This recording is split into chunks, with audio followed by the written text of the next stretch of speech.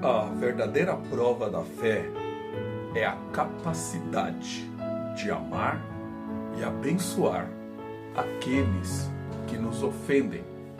Teólogo João Calvino. Um muito bom dia, na graça, na paz do nosso Senhor e Salvador Jesus Cristo. A Ele toda a honra, toda a glória. Estamos de volta para a nossa meditação nas Escrituras.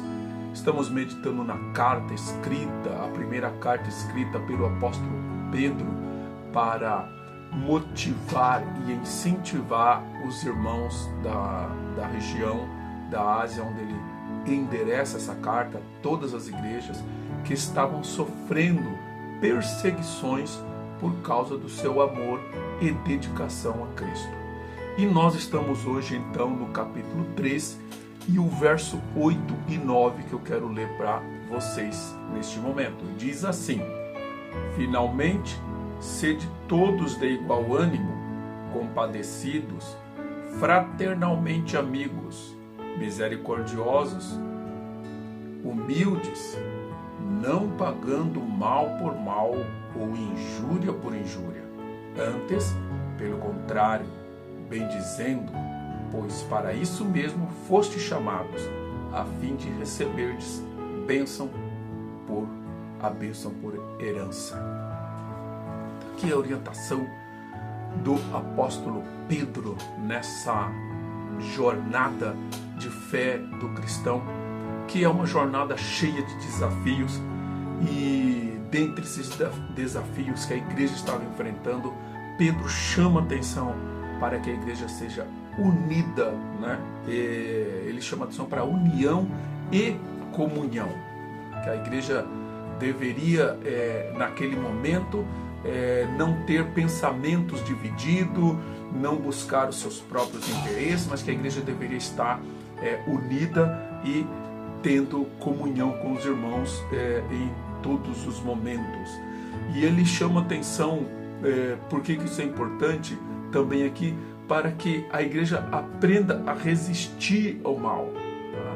Tá? Ela deve resistir ao mal, porque a tendência natural do ser humano é a vingança, é buscar vingança própria. Mas aqui Pedro está orientando a igreja para que eles resistissem ao mal. E resistir ao mal aqui na tentativa de resistir a esse mal dentro deles. Porque quando eles sofrem injustiça, quando eles sofrem agressões, a tendência é essa reação do ser humano em se contrapor àquilo. Então, o que Pedro está dizendo aqui é para que eles resistam o mal dentro deles, tá? Não é o mal de fora, porque nós não podemos muitas vezes impedir que pessoas façam mal a gente, mas nós podemos impedir que o mal nasça dentro da gente. E na última orientação dele, ele fala assim: por quê? Por que eles deveriam se manter unidos no pensamento, na comunhão, resistindo ao mal, ou seja, não fazendo aquilo que fazem para eles? Porque a igreja foi chamada para desfrutar da presença eterna de Deus, que é a maior bênção. Eles foram chamados à bênção.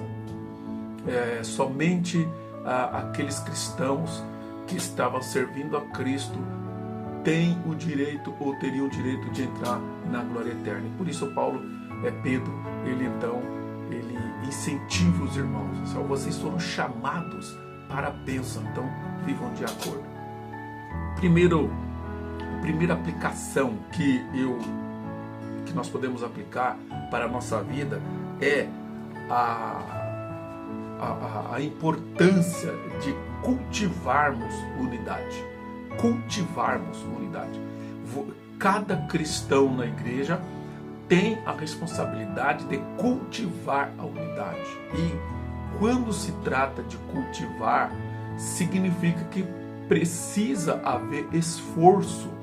Não é fácil, porque quando você tem uma planta em casa, seja uma flor, seja uma árvore, quando ela ela precisa ser cultivada, ela precisa ser cuidada, ela precisa ser adubada, ela precisa ser regada, ela precisa matar as pragas que estão nela. Então cultivar dá trabalho, e o cristão ele deve ter isso em mente todas as vezes que você amanhece o seu dia e vai para a igreja ou vai para o trabalho.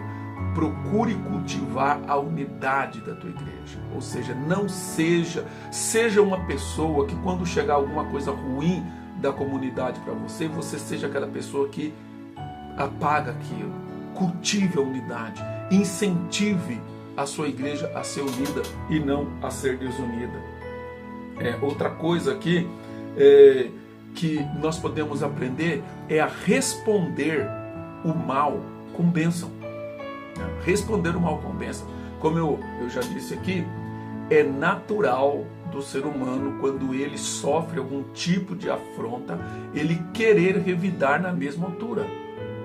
Mas o que a palavra de Deus está dizendo aqui é que quando você sofrer algum tipo de mal, cultive essa capacidade de fazer o bem e não o mal. Porque todas as vezes que você fizer o mal para alguém que te fez o mal, você se compara a esta pessoa. E o mal sempre estará a um nível abaixo do bem. Muitas pessoas acham que fazer o bem para quem faz o mal é injusto, e não é. Quem tem a capacidade de fazer o bem é porque está acima. O mal, ele é rasteiro. O mal sempre anda por baixo. Então não perca a oportunidade de falar bem quando alguém fala mal de você. Não perca a oportunidade de ajudar quando alguém tenta te prejudicar. Porque precisamos responder ao mal com o bem. O que o diabo quer é que você responda ao mal com o mal. Mas o cristão nascido de novo, que tem o Espírito Santo agindo na sua vida, ele vai responder o mal com o bem. Reconheça a vocação, reconheça a sua vocação. Porque, o que é vocação? Vocação é o chamado. Você foi chamado para fazer parte do corpo de Cristo. Você foi chamado por Deus. Reconheça isso. Porque se você não reconhecer o seu chamado, você não vai responder àquilo que a palavra de Deus espera. O cristão que é chamado por Deus, ele não é vingativo. O cristão que é chamado por Deus, ele não difama o próximo. O cristão que é chamado por Deus, ele não promove divisão dentro da sua igreja. O cristão que é chamado por Deus, ele é alguém que está ali para cultivar a unidade, para responder com bênçãos. O cristão que é chamado por Deus, ele reconhece que Deus é eterno, que Deus é soberano. Só tem uma pessoa que deve ser agradada na minha vida. Só tem uma pessoa que eu devo honrar acima de qualquer coisa, em qualquer lugar onde eu esteja. É Deus. Então tudo que eu fizer aqui nessa terra reflete a glória de Deus ou uma vergonha para Ele. Busque, né? Devemos buscar a bênção. Devemos buscar a bênção. Mas não a sugestão de Pedro aqui, né? Ele fala bendizendo, pois para isto foste chamado, a fim de receberdes bênção por herança. Buscar a bênção aqui, meu amigo, meu irmão, não significa você ir à igreja buscar a bênção. Eu vou lá buscar a minha bênção, né? Pode ser, a pessoa pode estar pensando em uma cura, pode estar pensando na solução de um problema, pode estar pensando talvez na compra de alguma coisa que ele deseja. Eu vou buscar a minha bênção. Não. O que Pedro está dizendo aqui quando ele fala que nós devemos fazer as coisas certas para receber a bênção, ele está falando da herança eterna.